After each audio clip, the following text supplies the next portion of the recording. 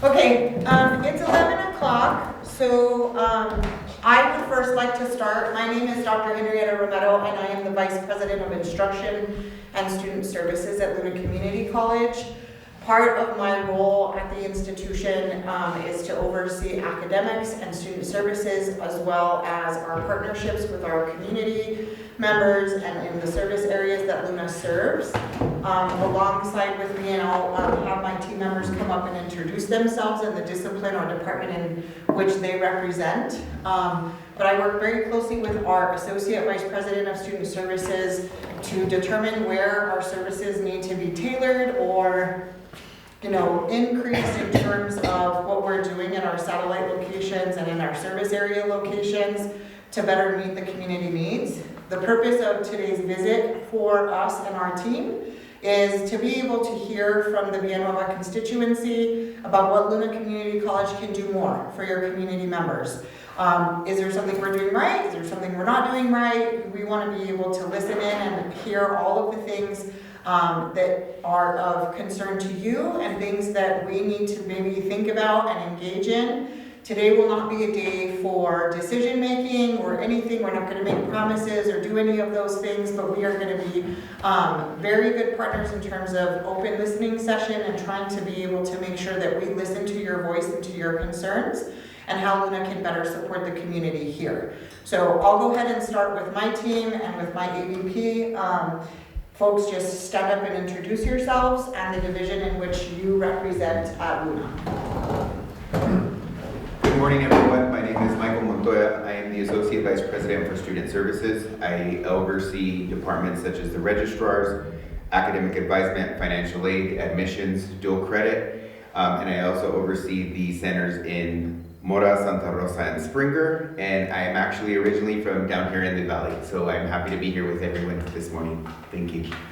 Thank you. Tycee? Good morning, everyone. My name is Tycee Jackson. I'm the director of the School of Education and the School of Business. We also have a preschool that is attached to our education department that I oversee. Thank you. Valerie? Good morning, everyone. My name is Valerie Montoya. I am the interim director of nursing at the college. So thank you for having us. Dr. Castillo? Good morning, I'm Dr. Gino Castillo. I'm the interim director for STEM and Humanities Department.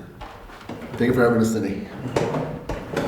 Our partner from Atope. Good morning. I'm Maria Candelario. I represent the adult basic education. I'm not the director. I'm on behalf of Craig Bellows. I'm an adult education instructor and IT instructor as well. And just like Dr. Romero said, we're here to hear how can we serve the beautiful Villanueva community. Thank you. Thank you. Karen? I'm the Career and Technical Education Director, Karen Torres, and Workforce Development. So Career and Tech is trades, and Workforce Development is any short-term program that leads to a certificate. So CDL, OSHA 10, Intro to GIS, some of the flyers I have today. So yeah, thank you for having us today. Thank you. And Eric? I'm Eric Wright. I'm the Director of Allied Health and Public Services. I deal with CMT, or EMT, CNA, CHW, and anything in the health field is what I deal with. And Eric's department also oversees our criminal justice program. Yes. In that realm, that's the only probably humanities-based program that's not with Dr. Castillo in humanities. So what I want to do is just kind of invite conversation for us. This is going to be hopefully an engagement piece, right? So we want some active live discussion through this process so we can kind of talk about the things that are important to you. And so I guess really for me, the first question that I have and the things that I would like to hear from folks that are in the room is what is it that you need from Luna Community College that we aren't already providing you? Can you briefly just discuss what it is that you do provide? So we provide full credit programs in a variety of areas: nursing, allied health, STEM, humanities, trades, professional credit. We offer associates and certificate programs that are available to any student who needs that kind of training. The only limitation that we have is we can't accept international students at our institution, because we haven't gone through, we don't have the process for international admission. But aside from that, we have a variety of credit and non-credit programs to be able to provide students either with the opportunity to transfer to a 4-year program, a bachelor's degree program, or get a certificate or a professional credit type situation, kind of like what Karen mentioned, an intro to GIS course, CDL, or OSHA 10, to immediately transition into the workforce or really enhance their current skill set for them to be a little bit more marketable. So basically it's for your campus in Las Vegas. It's You not also mentioned satellites. What do you mean by that? It doesn't necessarily mean that it's in Las Vegas, so we can offer a variety of different programming, including adult basic education. Our adult basic education program, for example, provides various opportunities for adult literacy. We've been working with the Samaritan House, with the Senior Center in Las Vegas. We've been working with the San Miguel County Jail. We just recently received some grant funding from the state of New Mexico for some expanded adult literacy programming, which we would definitely expand out here. And so what we want to know is there a need here for us to be able to expand that kind of programming in adult basic ed? Nursing, for example, is a little bit more restrictive. That has to happen at the main campus, given our simulation lab, and the other variety of things that are associated with our program accreditation for nursing. Our School of Business program, those programs are fully online programs. That's the one program that we have that's definitely approved. We have certificates in those areas as well as associate's degrees in those areas. And our CDL is something that is somewhat of a hybrid situation, so people can do their theory portion, and correct me if I'm wrong, Karen, start that theory portion of the learning for CDL online. They don't have to go to Las Vegas. They will eventually have to go to Las Vegas to do the driving portion. And one of the things that we're really excited about that we recently had come up for us at Luna is we will now be a CDL testing center. So we hope to have that up and running by mid to the end of the fall semester this upcoming academic year. So our LA Health programs, for example, like EMT, CNA, those are areas and programs in which I think that we can offer in just about any area. It's a matter of us getting, number one, we need the interest. So we need to know that there's a sufficient amount of students who need the course or need the information in order for them to be able to be serviced, and for us to send someone out here or in this area for us to be able to provide those services and that kind of training. So I'll allow and open the floor for any of my other academic directors to kind of add to anything that I may have missed or didn't capture. So are you looking for high school students who are close to transitioning to the community college? We're looking for anyone. We are open to anyone, an adult learner, a high school dual credit student, someone who's just trying to transition or get some new skill sets for the workforce. We really are looking for, our doors are open to any population of student who is in need. How young? So it is depending on the dual credit rules. So typically, like a freshman in high school is not typically going to be a dual credit student with us at Luna, but maybe high achieving sophomores can start, and Mr. Montoya, please correct me if I'm wrong about that. But typically our dual credit population ranges from juniors and seniors. Thank you. So is there any placement afterwards? You know, they get the degree in whatever nursing. Do you help them get a job? How does that work? For nursing, since they go out and we do clinicals at the clinical sites, say Alta Vista or Christus or Presbyterian, since they do clinicals there almost for the 2 years of the program that they're in, many of those healthcare facilities are already, they've been interacting with these students, so many times they've already seen what they've been doing, and they will offer them a residency.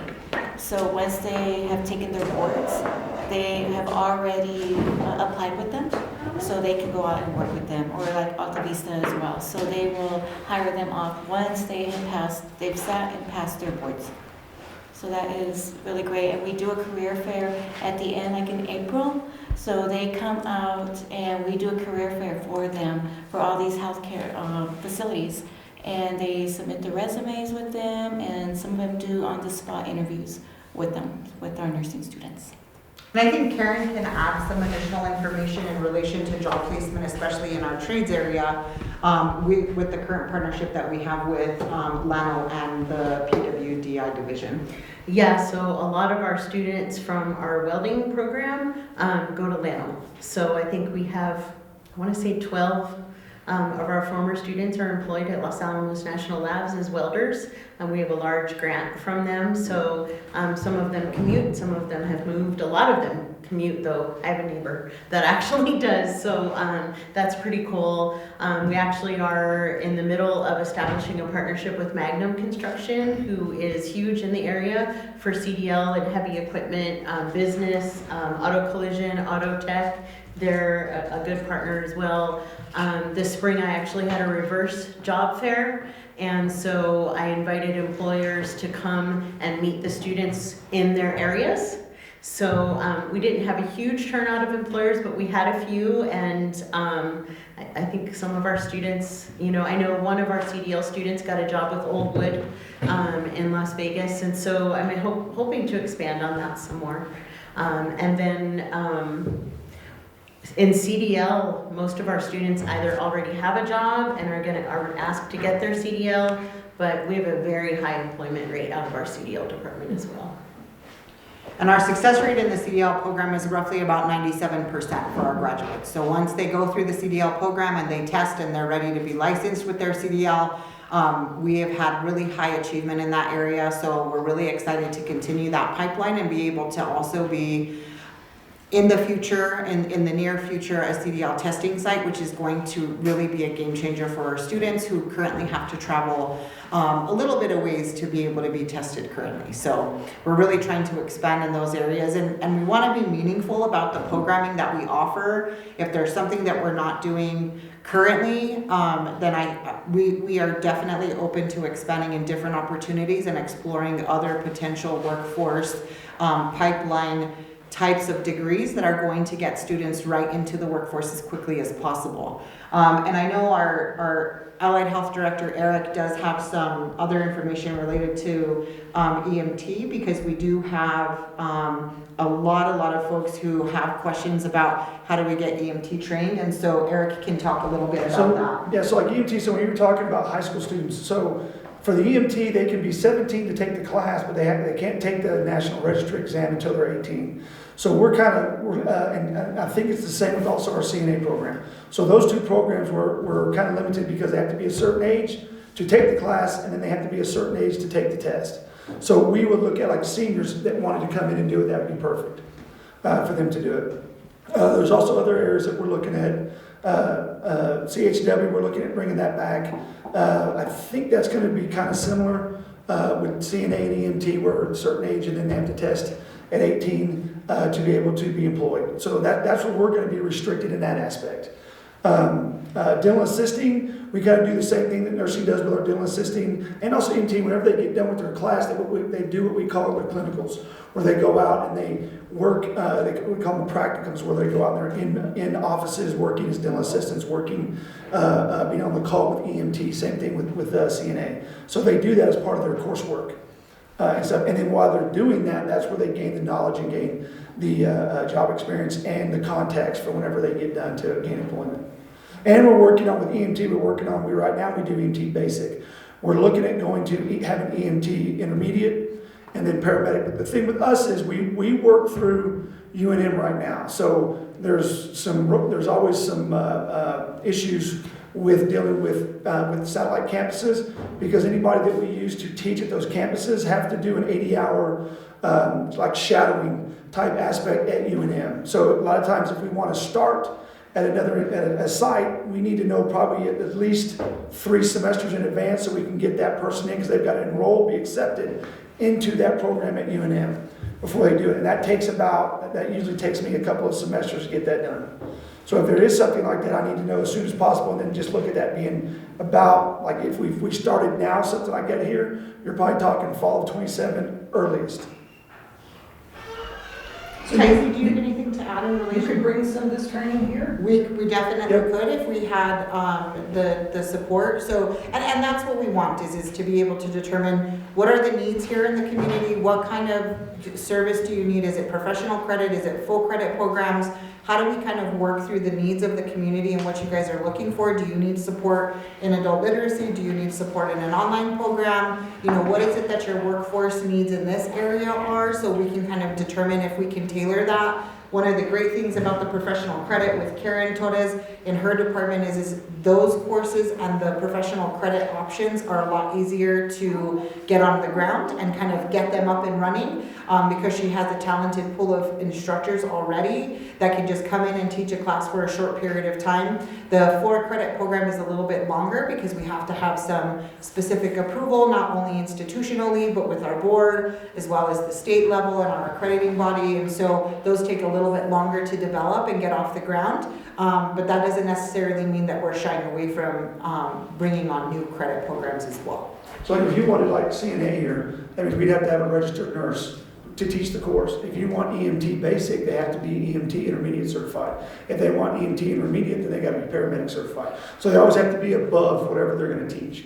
So that's and then you got to reach out. You got to find those in individuals and see if they want to teach and be an instructor. And then we got to work out times, days, all that. So that's why it's a process. And we welcome any of your talented folks who may have a skill set or have a credential or anything and they would love to teach for us and they're in this area. That is definitely a door that every single person in this room, in our departments, at Luna Community College, we are definitely open to all of that. Because for us, if we can pull from your local talent, that is the best thing for us. One, because all of your folks already know who those people are, right? So it's some trusted instruction. They would be able to come here. It would be local for them. And we would work with them to be able to get them all the materials and things that they need to set up the course and get that done. And then Tyce, I don't know if you had anything to add for education folks in terms of workforce pipeline, things like that. I'll add, I don't necessarily have a workforce pipeline per se, like an agreement, but I do know that in the School of Business, it's a completely online program, so it's very accommodating to everyone in whatever circumstance, wherever in the world they are. We have businesses in the community that have started to reach out, and we have started to create partnerships with that they're looking for a bookkeeper or a part-time accountant or things like that. So I can then send that to my students that I know that are qualified for that and send it out. In the education department, we have, like I said, the preschool. It's a lab school, which means that all of our pre-service teachers are trained in that space. It's we have a 2- and 3-year-old classroom, and then we have a 4- and 5-year-old classroom. We're a 5-star preschool, which by state standards means we're the highest quality that there can be. We have master's prepared teachers, bachelor's prepared preschool teachers, and that's kind of unique in the state of New Mexico. And as you know, as you've probably heard, they're really funneling a lot of money, really boosting early childhood. We do dual credit classes, but to be employed in our preschool as a substitute, you have to be 18 with a high school degree. So what I've been doing is giving the opportunity to the program students to come work. So a lot of them are working in the preschool as substitute teachers, getting that hands-on experience while they're going through school. And then, some of them articulate onto New Mexico Highlands University or wherever they go, but we're continuing to employ them as they work through. So when they walk out of our program, they're prepared for university. When they walk out of university, they can say, I have 3 years of experience already teaching in the classroom. So that's kind of a unique thing that we're doing. Is there any transportation for rural communities for you to bring in kids and maybe serve them for 4 hours? We don't have that kind of situation. So the funding is not there for that? No, the funding and the infrastructure is not there. So like I said, we have 2 classrooms. One classroom has 14 children. One classroom has 24, total we have about 39, 40 students. That's our capacity at this moment. And we have a wait list. We always have like 20 deep wait list. So it's good. Yeah, it is good, but It's not good I that wish we we could can't provide serve. more. I want to introduce myself. My name is Michael Vigil. I'm here representing trustee Richard Vigil. Richard Vigil is your trustee in our area. And good morning, I've never met you. Good morning. You are here. I'm Dr. Romero. I'm the Vice President of Instruction and Student Services. Nice to meet you. Nice to meet you as well. Thank you. Thank you everyone for taking the time to come to our community, number one, for being here. You know, one of the things that the community needs to understand is that Richard Vigil is always here and available. He will be looking at bringing anything that you guys think that you need to our community, such as transportation for maybe our preschool into Luna. I don't know. That's something that if you guys ask for it, I'm sure that he would bring it to the other trustees to see if it's something that might be available to our community. Number one, Richard Vigil wants to thank each and every one of you guys for allowing him the pleasure of being your trustee. He is very, very happy with the performance of Luna at this point. He believes that the administration is moving forward, and it looks very, very positive at this point. So things are looking really good, and you guys know where he lives. If you want his phone number, it's on the phone book. And whatever he can do for you guys, he's available. Of course, you have all the vigiles in our community. You can contact any one of us, and we are also available to you guys. And I think that Luna Community College is going to move forward and has a very good outlook. I want to say that my wife came out of the nursing school of Luna Community College, and she's been a nurse now, I think, for 15 years. And the training was amazing, and you know what? Good things can happen. Maybe, for me personally, I have no idea how Richard Vigil feels, but for me personally, maybe some type of graduation services to get our high school diplomas for a lot of the communities here so that they qualify for people. I'm sure that the community center would be available to lend us their area here so that you guys could provide a teacher so that we could get some high school diplomas actually, or GEDs, given to our community. Because that's huge now. Most state jobs require either a GED or a high school diploma. And there are a lot of kids that they go to school until 8th grade here, and then they go to work. And then all of a sudden they realize that they need a graduation certificate in order to get a decent state job for retirement. The EMT process is amazing. When I was 18 years old, I was certified EMT. Yeah. So I know how that goes. A lot of people don't understand how much more efficient fire departments are made with EMTs. It goes a huge way. So anyway, I don't want to take up most of your time. Again, thank you very much for being here. Yes, of And, course. and you know what? We are here to support anything that we can do for the community, and I think we're moving forward. Thank you guys. Thank you so much. And as we kind of segue, that was a good kind of segue. I do want to recognize our Adult Basic Education Director, Craig Bellows, who has made his way here.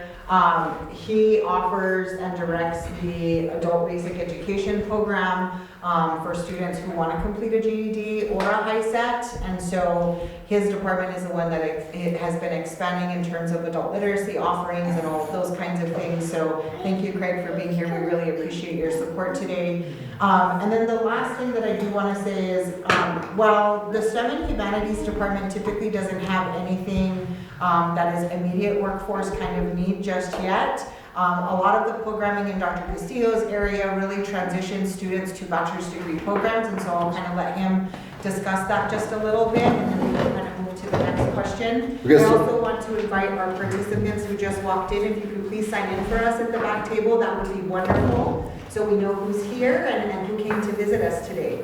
Okay, and so the STEM department generally is that we basically have associate's degrees, and those students can either go in general science, pre-engineering, or even mathematics to a four-year institution. You can go to either to Highlands, you can either go to NMSU, or even UNM, or even out of state. Those are the 4 years. So that's what we do. We prepare them, and then we've had a good success rate. We've had students that have got the general science degree, pre-engineering degree, gone to New Mexico Tech, got the engineering degree, come back, and they're now teaching math for us right now. So, I mean, so it's great, you know. So the thing is that it comes back to the community, though. That's the most important part, right? Build up the community on there and everything. So yeah. So that's one thing. That's what we do in the STEM department. Thank you, Dr. Castillo. You're welcome, Appreciate that ma'am. very much. You're welcome, Dr. Romero. I had a question. There's a great need not only in San Miguel County, it's pretty much the state, but very much so in San Miguel County for surveyors. And there's reasons for that. Is there any possibility that there, you know, and I know there has to be funding, etc., that something could be commenced at Luna to facilitate that? Because a lot of the surveyors will not come. They will have nothing to do with San Miguel because of the fact that there are not surveys already done. You already know all the things that they're dealing with, but we have a great need. An elderly woman lost her last child and wanted to sell. She's already 89, and she paid, believe it or not, $8,000 for a survey from somebody out of Española. 18 months, still haven't laid stakes. What I'm saying is we pay for what we need, but at the same time, we need something that's more fair. Luna, though, would be an excellent opportunity to commence what we need, because I know that you have to have a 4-year degree plus on-the-job training, but there's a great need for surveyors. So we can't necessarily say that yes, we can meet that need. That is definitely something that we can take back with our team to kind of figure out, is this something that we can partnership with another institution, or can we find some qualified folks that can do some professional credit things that could definitely create some additional opportunities for people to become surveyors in this area. As I mentioned at the start of this meeting, we're not committing to being able to do just about anything, just because it takes time and planning and infrastructure for us to be able to work through those things. But that's definitely something that Karen and myself can look into to see what we can do, because I agree with you. That is definitely a need in northern New Mexico in general. I think it's also a need across the state and probably in the southern states of the nation. I know how long it takes to get a survey done. It's very expensive to get it done, and it's just so much time that people have to invest and wait for a surveyor to come from outside of the area, and not having qualified people. And we may have had qualified people in, you know, the last 5-10 years, but those people have finally retired, right? And said, okay, like, I'm done doing this work. And so we do need to try to see if there is a possibility that we can meet that need. That is definitely something we will take back to our team to see what we can potentially do. No promises, but essentially that's what we want to hear. If that's something that you all think is a need here, that's what we want to know. So thank you for that. We appreciate that. Hi. I wonder if it's appropriate, I'd like to speak about the continuing education program that I'm involved in at Luna, but I have to defer to Karen on this because I work with her on that, and I don't want to interrupt the program as it's going along or whatever, but we're involved up there, and I'd like to, if I had a few minutes, to explain what we're doing. Of course, please. Okay, I'll come up. So my name is Jake Barrow. I'm Executive Director. 28 months. I'm Executive Director of Cornerstone's Community Partnerships out of Santa Fe. And as I said, we've been partnering with Luna for a couple of years now, doing continuing education activities. We started out in 2024 with a class building, the idea was to build an owner-built Adobe home, okay? So for 66 classes over 18 months, we ran this class to demonstrate and have students to build their own Adobe home. 850 square foot, fireproof, fire resistant, solar, basically 2-room starter home. And we had 15 students that completed that program. This is all continuing ed, so it's not a credit-oriented sort of thing. But we're evolving from that point, and our next goal is to have a curriculum about rehabilitating older abandoned homes. If you might be aware that in New Mexico, we have a great surplus of abandoned homes. And also, we also in New Mexico have a situation of we're unable to find affordable housing here.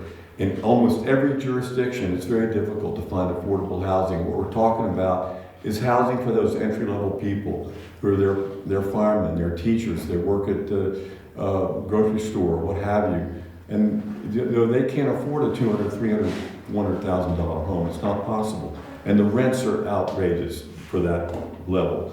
So, believe it or not, the state of New Mexico has created a program called Restore Our Communities. It's a funded program that allows funds to be allocated for the purpose of finding abandoned, vacant homes that could be remodeled and brought up to a code for people to live in. So one of the things we're planning on and we're working on right now is developing a curriculum that we can offer through Karen's program, continuing ed, to do just that. And it would be a year-long course, would have a lot of distance learning involved in that, but also some hands-on field experience of going out and seeing how this is done. And we hope to start this in the fall if we can get all of our ducks in a row. Secondly, we're already starting a couple of things this summer. We have a class coming up in July about GIS work. And this is focused in Las Vegas. But and just to give you an example of what's going on there, the GIS is Global Information System Mapping. And this is where you can create layers and layers and layers of mapping for a county, for a district, for a city, what have you. And in Las Vegas, one of the things that's cropped up there is that the Northern New Mexico Economic Development is helping them to create mapping for the city. And one of the things that they've done is they've identified 613 homes that have water meters that are disconnected. That's all they know about it. They know where they are and their homes that are disconnected. So we're going to do a survey to go and look at those and try to find out which of those are vacant homes that could be for that program, for the ROC program, for remodeling and made into livable units. I don't know there's a lot of problems with that, but anyway, it's a start. So we're getting that going. And the other thing that we're doing this summer is we're going to have some classes, again, continuing education about Adobe work, mud plastering, and that kind of thing, which a lot of people, believe it or not, there are people out there that are renovating these old Adobe homes. And we know how to do that, so we're going to offer some classes in that this summer and hopefully continue on with that. So I just wanted to say that's one of the things we're doing. We're having a really exciting time working at Luna. I think it's a great institution and it needs a lot of support, and we're going to try to help out if we can. And I think one of the awesome things about the Adobe Model Home, which is based on our campus, and so we're an open campus, so if you choose to come in and take a drive towards the end of the campus and kind of see the Adobe Model Home, which is, kind of south of the preschool, north of the preschool, we had students who came all the way from Albuquerque to do the Adobe Model Home work. And we're so excited about being able to have that community partnership with us at Luna because it was offered at a convenient time, day, and space. They had such a wonderful experience there, so we're really glad and thank you for your partnership, and we appreciate our continued work with you and your area, so that way we can continue to provide the necessary kind of learning and infrastructure that folks need on the community education front. And the GIS class is free because the regional development, or North Central, thank you, I always forget who it is. North Central is sponsoring it, so it is free. So anybody that's interested, it's July 14th. You can sign up and it's free if you want to learn how to do GIS type stuff, which is basically... And we'll leave these for you. Yeah, there's flyers here, so we'll leave that. And I appreciate Jake's partnership very, very much. It's been great. Just a question in terms of finances. I know that DOGE came in and removed a lot of funding. Does the Pell Grant exist anymore? Is for people who are going to be having, income issues? Does anything exist anymore? Is it strictly just loans or self-pay? So I'm going to defer that question to our resident expert, our AVP, Michael Montoya, to answer that one for you. So with the funding removal of DOGE, it did not affect any federal financial aid. So students are still eligible for federal Pell Grant, of course, if they meet the income requirements. We do have our financial aid staff that is available Monday through Friday, 8 to 5, for any assistance or any questions. If there is a need for the community for us to come out and have like a FAFSA preparation night, anything like that, our staff would be more than willing to do so. But the Pell Grant still does exist, as well as the Federal Supplement Education Opportunity Grant, which is a federal grant as well. And then of course with the investments of the state and the Opportunity Scholarship, which covers tuition and course fees, and then we have the New Mexico Lottery Scholarship, which covers tuition for our students.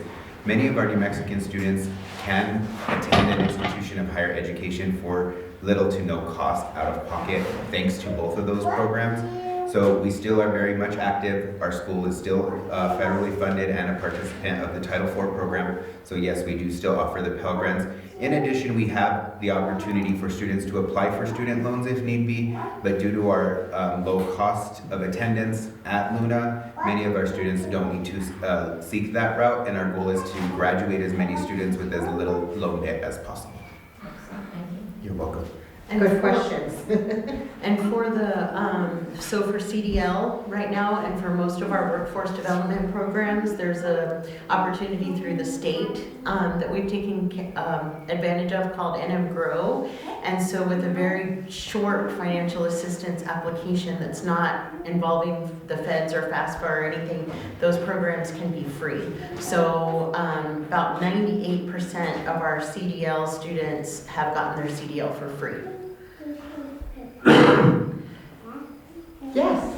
Hi, just came in, so please cut me off if somebody already asked this. We're having a conversation a week and a half ago or so with Pattern Energy around the wind farms and certificate programs, and also Senator Stefanik was talking about how certificates are eligible for these various things in terms of short programs. But some other programs are not, if they're not actual certificates. Could you address anything in the energy, because we are in a renewable energy boom corridor, right? Wind and solar here. So do you have anything along those lines? Yes, I am currently working with Pattern Energy and the Clean Energy Initiative. Right now we have the curriculum. We're waiting for equipment. Is it UNM in Ruidoso or NMSU in Ruidoso? I forget which was satellite campus. Eastern. Thank you. They actually have a trailer with all of the equipment that we need for wind. Some of it needs to be updated, so Pattern Energy and the Clean Energy Initiative are working with them, and then we'll have an MOU, and as soon as we get that MOU, we already have a short-term certificate program lined out and an instructor ready to go. We just need that equipment, and as soon as we get that, we're going to offer that program, and it will be covered through our NM Grow program. Excellent. Yeah. And then just as a former middle school teacher and renewable energies engineer, what do you look for in students coming into that program, coming out of middle school, coming out of high school? So I believe that they're offering it to high school students, probably senior year though, because what it does, it's like a pre-certificate. So they're giving them it's an industry recognized certification, but then from there they will be employed by Pattern or one of the subsidiaries of Pattern, and they will give them then that year-long training that they need, and they'll travel around and get that training, and then the idea is to come back to New Mexico or even to stay here and have a job that's very high pay and very much needed and local. Yeah, and one of the things why they're wanting to offer this to our rural New Mexico students is because they said that a lot of people that are in these programs come from Texas or wherever, and they don't want to drive. Right? They don't want to drive that far. And us here in northern New Mexico, we're all used to driving an hour to get from, to the grocery store and back again. And so they really want local students. So that's why they're focusing and we're partnering with them. And they approached a lot of community colleges and they said that I'm really the only one that's been willing to work with them. So yeah, so that's going to happen. So that's potential, and yep. That could be pretty. It's also the sort of thing where people get started and then they have a lot of choices. Yes. And that's really what education's about, is Yes. keeping doors open. And I believe that the county of San Miguel Commission actually reported that they have an agreement with one of these people to build in San Miguel County. Mm-hmm. So yes, definitely that's something that is very well needed. We'd be happy to fill a workforce need for sure. Yep. So what I suspect that pretty decent, like numeracy, math skills are helpful. I don't know what sort of in the terms of the basic skills leading into that. So the program provides everything that they need to start. Basic literacy is important, of course. But if you want to take my card, there's actually a little video that they sent me that explains the program, and I can send that video to you. I have a business card up here. My name's Karen Torres, and then if you'll just send me an email or a phone call, then I can send you the information. And I think one of the things to remember is as Karen explains about the partnerships that she's working on with a variety of different entities, curriculum is still under development, right? Because we want to make sure that the curriculum that is delivered within these programs also ensures that the students have the basic skills that they need in literacy and mathematics, and also the soft skills, right? To be able to be successful in the field, because for us, that's super important for all of our graduates.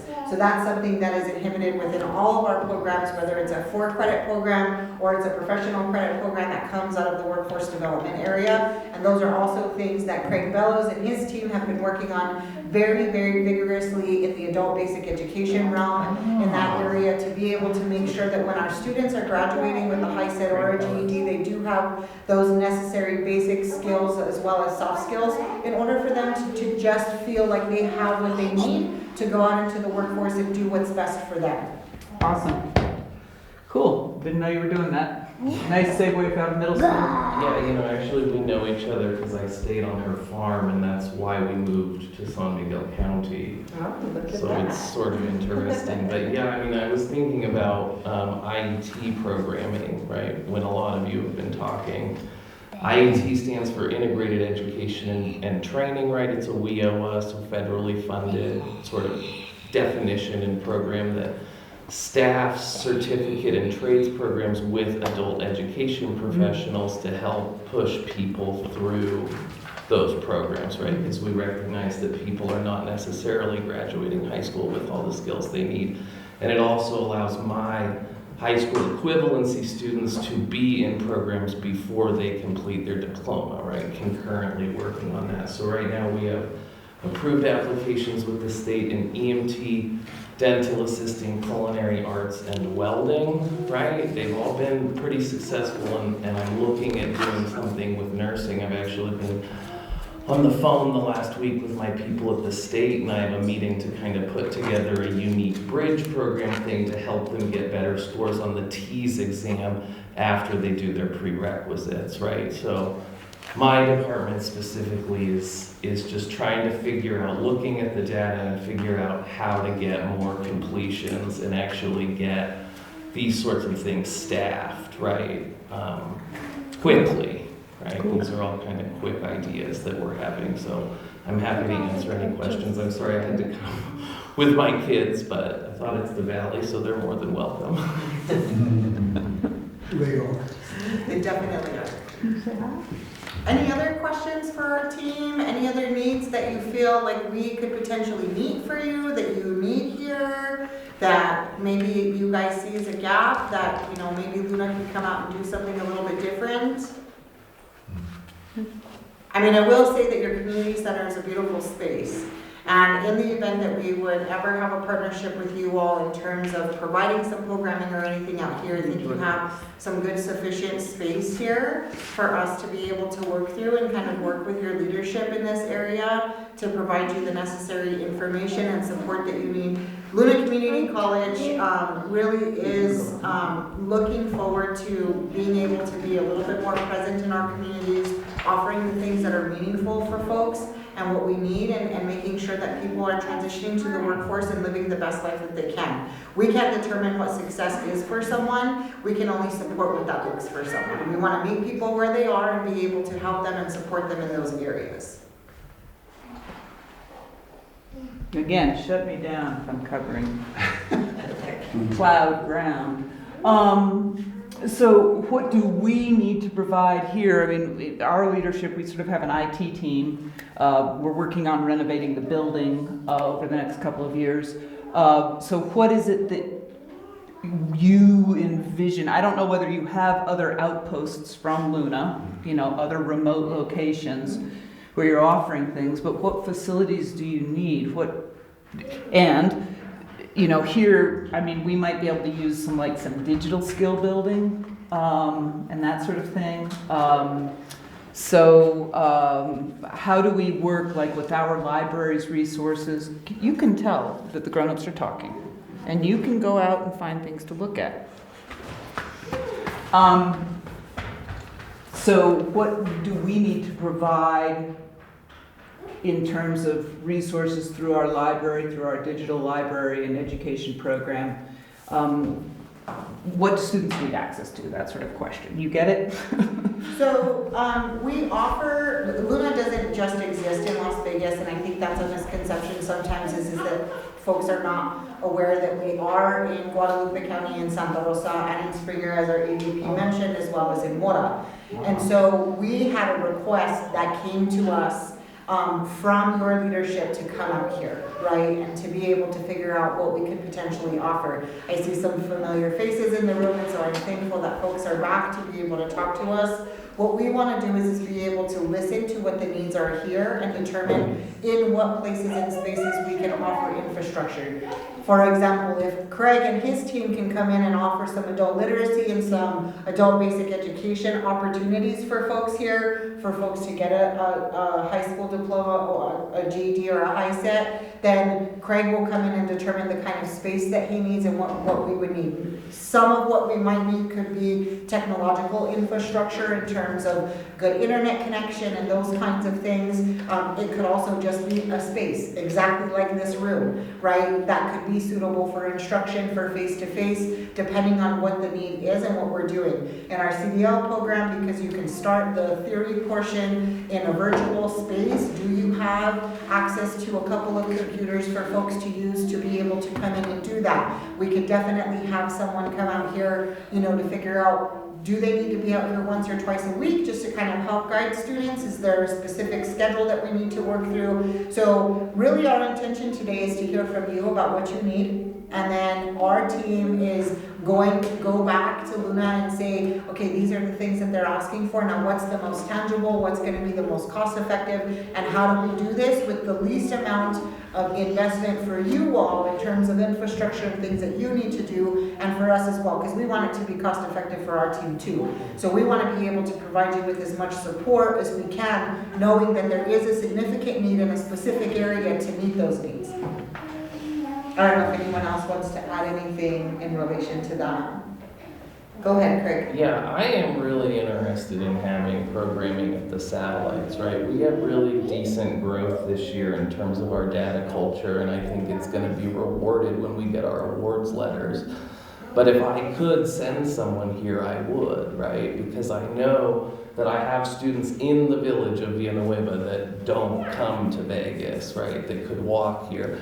And I also know that getting a ride in the valley down here is probably a lot easier than getting a ride up to Luna, right? So that's something I'm really interested in, but there's moving parts with it. So we have to have conversation and look at funding and different things, but that would be my goal, right? So that they don't have to come all the way to us.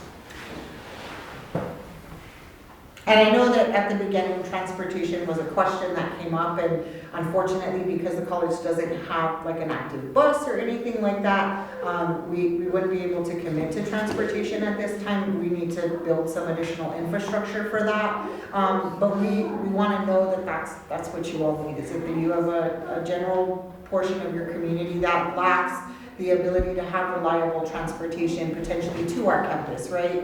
And so those are the things that are important to us. So thank you. We did, I did take that down. I think that that's something that we need to explore and see if our funding allows for us to do things like that. We're not necessarily trying to say no to anything. We're trying to be as open-minded as possible to see what the possibilities are that are most feasible and practical for your community and for the college to be a partner with you all as well.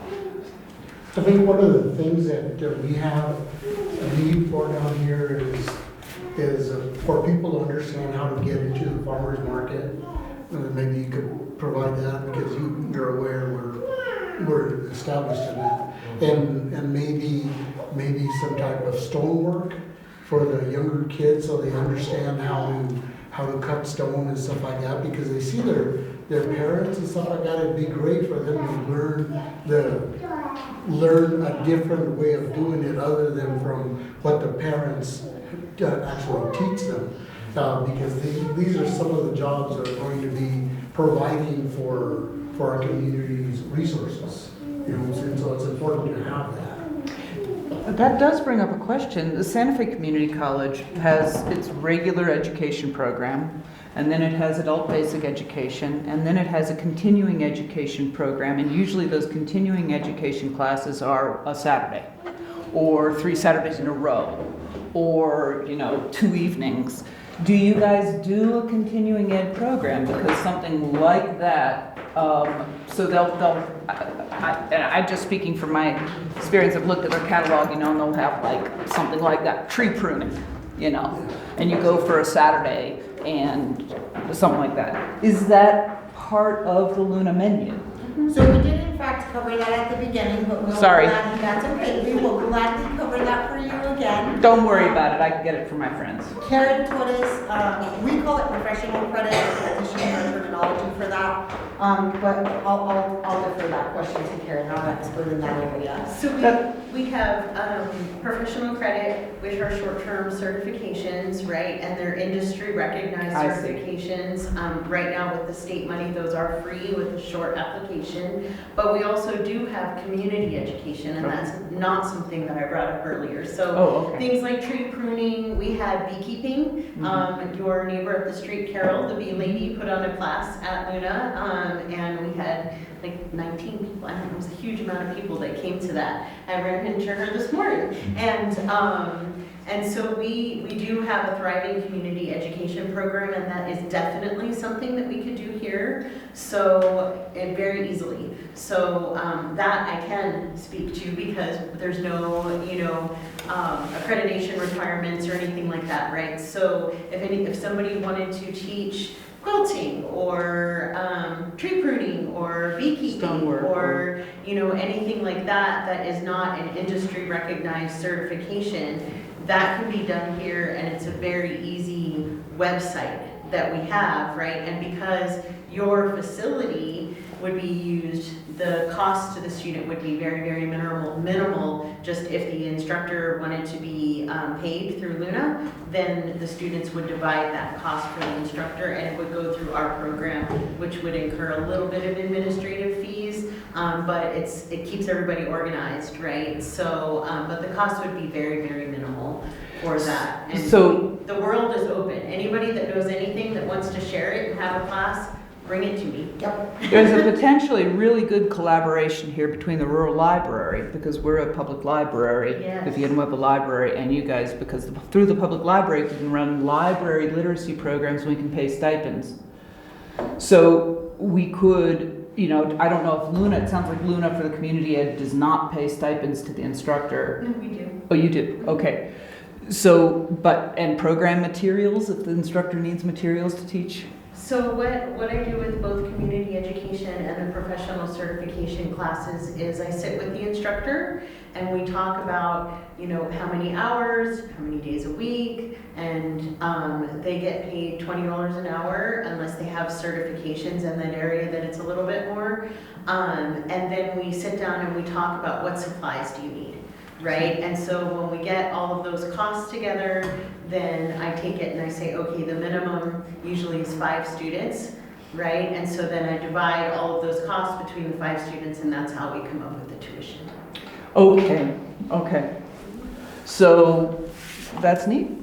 And that tuition wouldn't be paid by the state funds? that are Not provided? for community education. Because they're not certified. Exactly. If it's a industry recognized certification, students can apply for funding. If it's not an industry recognized certification, then the students have to pay their own tuition. However, if there is someone local that wants to offer scholarships, we do have that opportunity through our community foundation. So we do have some money in the foundation now for scholarships for community ed students. Somebody wanted to set that up for our quilting students. And so we do have that money, and if there's somebody that wanted to donate that. Well, that's what we're saying, is that the Villanueva Library has funds to pay those sorts of tuition as well. Yeah, and those So- are things that we are definitely open to, Yeah. and, you know, as Karen mentioned, you know, if it's a cost situation, I mean, we want to make it as cost effective in all of our programming across the board, whether it's credit or non-credit, to be able to help support students. And if we have donors and we have partners that we can work with to offer courses for free, then of course, that's wonderful. Sometimes that entices people just a little bit more, knowing that they don't have a cost to incur out of pocket. So you're the point person on community ed, he's the point person on adult basic education. Yes. Can you imagine how beautiful it would be for you to build an adobe structure for farmers markets in our community? That'd be great. My God. Yeah. What, right? Wow. Yeah. What involvement does Luna have for specifically, not middle school, but even just younger than that? That's not your premise, your focus. I understand that part of it, but I heard somebody say, still, we have people ending their school training in the 8th grade. We know nationwide we lose primarily boys, but we lose them in the 9th grade. Yeah. Okay, so I'm just saying, what could Luna do for younger? We have an internship program, right? So we do have the Rough Rider Mentorship Program, which targets middle school and, is it elementary? Okay. And elementary, yeah. So correct me if I get anything wrong here, Michael. The Rough Rider Mentorship Program offers that kind of programming to that younger generation. We have that opportunity currently in Santa Rosa, in Springer, in Mora, and in Las Vegas. Now, if there was a need for us to expand further than that, we can definitely look into that. That program was a program that was funded a couple of years ago by the state of New Mexico with an RPSP, and then they got kind of rid of RPSPs at the state level and rolled it up into our general fund. And so we currently fund those things. We have that going on this summer, actually, at all of those locations, in which those students will be learning some very different skills. We have areas such as gardening. I think we've got historic mill learning capacity there, and then I'm not just familiar with all of it at this moment. I just recently looked at the list. So there's a lot of different things that they're working through in terms of teaching the students and getting them some skills, and also to introduce them to Luna Community College as well, right? Is how do we get those students to know who we are as a potential institution of choice for them when they are ready to select a college, as they're coming out of high school, or even if they don't finish high school and they're like, I would just much rather go get my GED at Luna. Like, we want to be able to be that first choice option for those students, so we do have something similar to that with our Rough Rider mentorship that's run out of one of our partners in Springer with Sherry Goodyear. How young? I believe our youngest student right now is 3rd grade. Oh, that young, Yes. okay, excellent. So we do have the program, as Dr. Romero mentioned. Currently in Springer, we are in the process of getting a greenhouse constructed because the students in Springer are working on growing their own vegetation, learning it from seedling to harvest.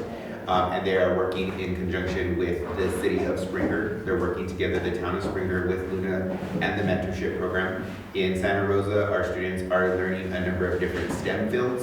And they also have their own community garden out there as well. So they're learning the same process.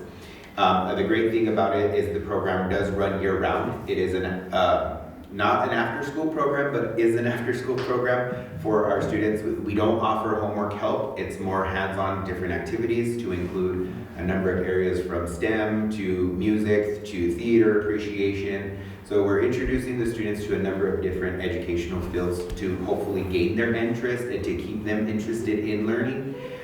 We also have a big program in which all the areas come in to Las Vegas over the summer, and then they get to work with our academic department. So they'll spend a day within the nursing simulation labs to learn that.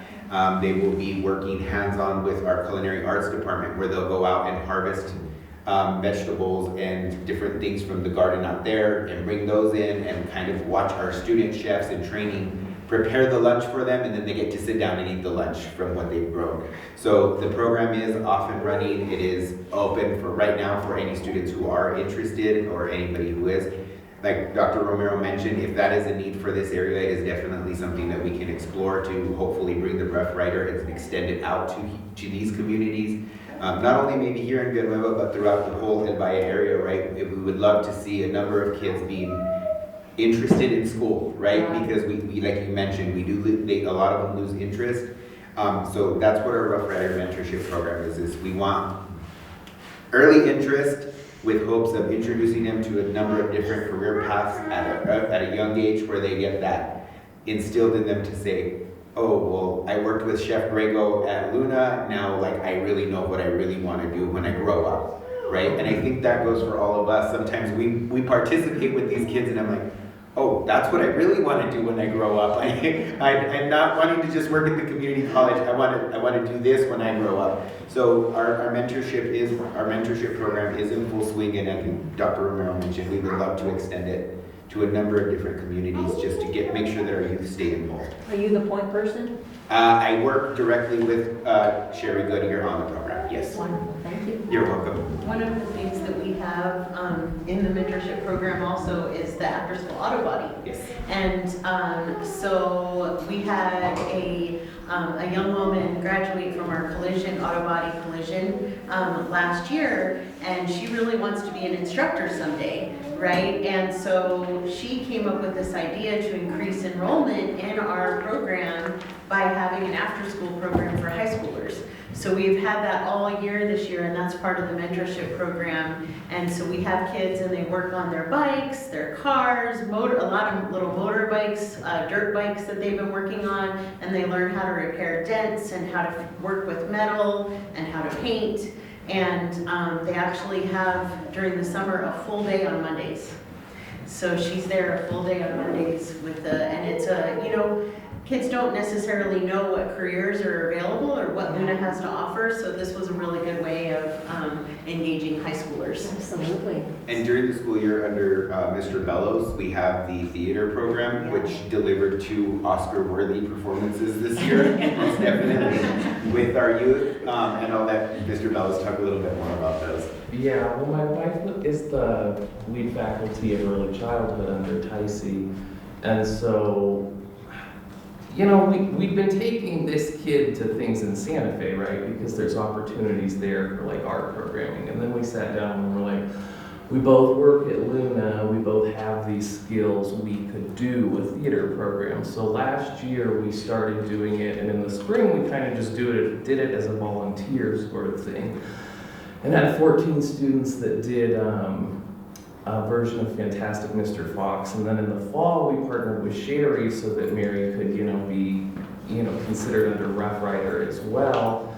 And then I have now been logging it as a family literacy initiative under, you know, Higher Education Department Adult Education Division funding, and I wrote a successful grant, and we are awarded a pilot as one of 7, you know, literacy programs in the state to get this new family literacy money that's going to kind of strengthen and support our theater program, right? So over the last year and a half, we've slowly been putting different money together to kind of do it. So the fall's gonna be really cool. We're gonna be doing it on Fridays because, as we know, city schools is off, so we can do it for longer, right? And we're also trying to open it up for homeschool families. There's also other school districts that are on a 4-day week now. So we'll have it kind of all day, so it'll still be available in the afternoons, right, for West kids, but it'll be sort of all day. And we're really, really, really excited. Like, it's gonna be so cool. In the fall, we're gonna do a version of My Father's Dragon, which is a really cool little book, written by actually a community member's mom. Kathy Kahn's mom wrote My Father's Dragon, so it's just gonna be really cool. And this last spring, Craig and his group with the Children's Theater did a wonderful rendition of Charlotte's Web. And then in the fall, Charlie and the Great Glass Elevator. And as AVP Montoya said, very Oscar worthy of those performances for sure. Those kids did a wonderful job. Any other questions, concerns for our team? We want to be able to leave the floor open for you. And again, thank you for coming here and taking time out of your Saturday to come and talk to us. This is really impactful for us. The information that we've received is really helpful. It allows us to go back and have really some constructive conversation with our team and our leadership. One more area that we've been talking about some, digital infrastructure. We currently have some desktop computers, but we also have some laptop computers, which we are working toward being able to let out into the community. We also may have some e-readers, but we really need somebody to do instruction on how to use these tools. I mean, it's one thing to have them, but learning how to navigate them, learning how to get onto some of the library resources like Libby and things like that. We need people who are qualified to teach people how to use these tools. We're going to be having very soon a teleconferencing setup in this room, which I think, it seems like one thing that we really need is we know that there's the ability to have a partially in-person, partially virtual program, and almost everything is these days. But there's a certain skill set you need to be able to take advantage of that, and there's certain technology, and we need help with that. Like if we had a teleconference in here, having somebody on the ground here who navigated the connection for the first few times, sort of onboarding with virtual ed. Another one is onboarding with telehealth. I mean, if you're looking at nursing and that sort of thing, we're planning to have like a soundproof telehealth booth for a couple of people. But that's something that it seems to me that going forward, medical students need to understand how to do and how to run telehealth programs. But we need help with that too. So I think everything that leads to, a rural community being able to connect and use and take advantage of these virtual resources. We know they're out there, but we don't know how to use them, and we don't know how to find the people to teach us how to use them.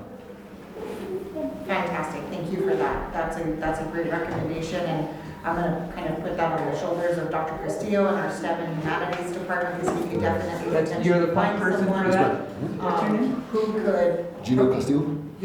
work on something of that nature. I think that would be a great partnership between STEM and professional credit or community ed. 454? Karen's area to be able to provide some 533. additional learning spaces and opportunities for those areas.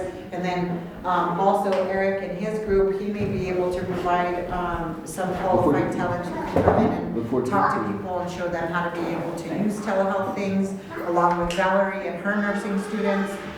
Those areas most definitely could provide some assistance in relation to those kinds of things.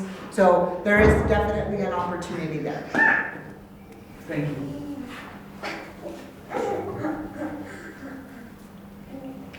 Fantastic. Well, if there are no other questions, I, on behalf of our team and our administration and our board of trustees, want to say thank you to everyone for showing up today.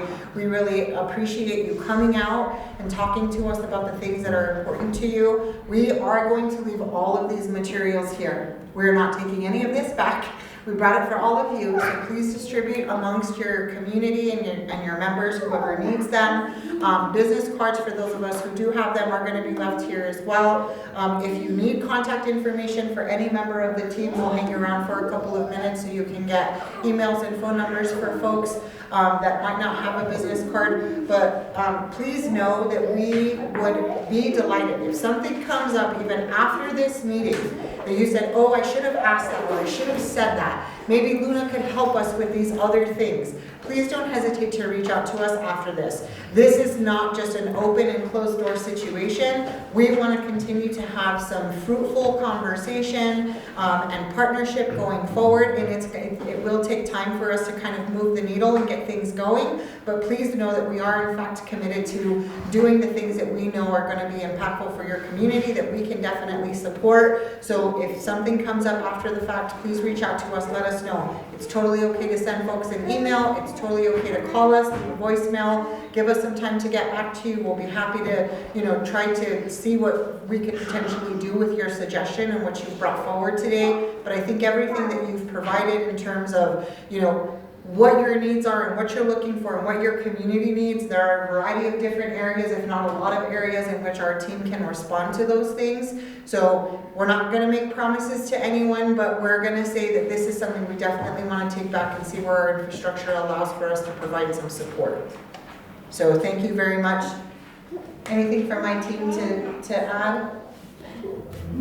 Perfect. Thank you guys so much for your time today. We really greatly appreciate it.